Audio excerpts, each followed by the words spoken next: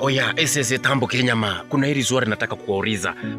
Mbona wanawake, mtoto akiwa mdogo ni wako wakati unanyonyeza, akianza kwenda zure ni wa baba yake, akimaliza zure primary na secondary na university bado ni wa baba yake, lakini akiandikwa kazi huyo mtoto anageuka anakuwa wa mama yake. Ni nini wa mama mnaambianga watoto wakati mko jikoni? Ati mtoto akiandikwa kazi anaanza sasa kuwa wa mama yake, hata pesa hatumii baba yake, anakuwa anatumia mama yake.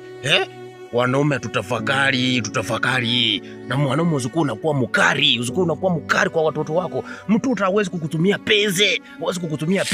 Na wale watoto ambao wamechawahi tumia wa baba zenu pesa, wamechawahi tumia baba zenu kitu yoyote ya muhimu, jaribu hata wewe kutumia baba yako, kwa sababu kama sio hiyo mbegu ya baba yako, sasa hata hatungekujua. We could not know you. Very royal, very romantic.